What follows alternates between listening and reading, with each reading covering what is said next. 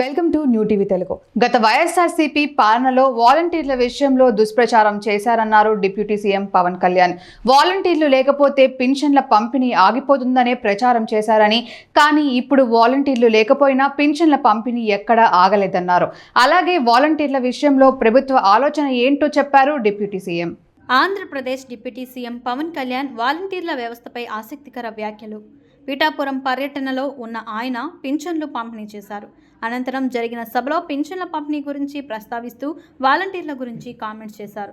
వాలంటీర్లు లేకపోతే పింఛన్ పంపిణీ ఆగలేదు కదా, గత ప్రభుత్వం వాలంటీర్లు లేకపోతే పింఛన్ల పంపిణీ ఆగిపోతుందని ఓదరగొట్టిందని విమర్శించారు. ఇప్పుడు వాలంటీర్లు లేరని పింఛన్లు ఆగలేదన్నారు. సచివాలయ ఉద్యోగులు పింఛన్లను పంపిణీ చేస్తున్న విషయాన్ని గుర్తు చేశారు. కూటమి ప్రభుత్వం పింఛన్ కూడా పెంచిస్తోందన్నారు.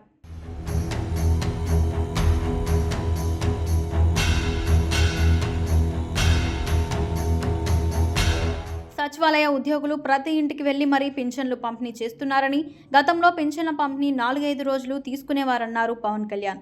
ఈ రోజు రాత్రి లేదా మంగళవారం ఉదయంలోగా 100% పింఛన్ల పంపిణీ పూర్తవుతుందన్నారు. వాలంటీర్లను ప్రత్యామ్నాయ ఉపాధి ఎలా కల్పించాలి అనే అంశంపై ఆలోచన చేస్తున్నామన్నారు డిప్యూటీ సీఎం. త్వరలోనే ఓ నిర్ణయం తీసుకుంటామన్నారు.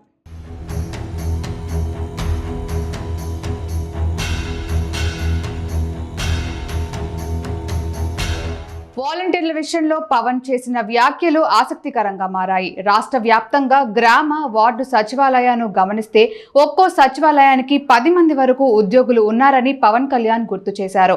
వీరందరి సేవను వినియోగించుకుంటే ఒక్క రోజులోనే పెన్షన్ల పంపిణీ పూర్తి చేయొచ్చన్నారు. ఇటీవల ఆంధ్రప్రదేశ్లో సార్వత్రిక ఎన్నికలు జరిగాయి. అయితే ఎన్నికల సమయంలో పింఛన్ల పంపిణీకి సంబంధించి వివాదం రేగింది.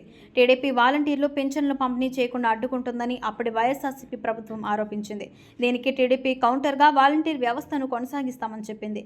అంతేకాదు వాలంటీర్లకు జీతాన్ని 5,000 రూపాయల నుంచి 10,000కు పెంచుతామని కూడా చంద్రబాబు హామీ ఇచ్చారు.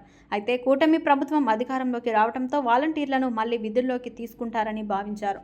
అయితే జూలై నెల పింఛన్ల పంపిణీ బాధ్యతను గ్రామ వార్డు సచివాలయ ఉద్యోగులకు అప్పగించడంతో వాలంటీర్లు ఆందోళనలో ఉన్నారు. ఈ వ్యవస్థను కొనసాగిస్తారా లేదా అన్న అనుమానాలు మొదలయ్యాయి.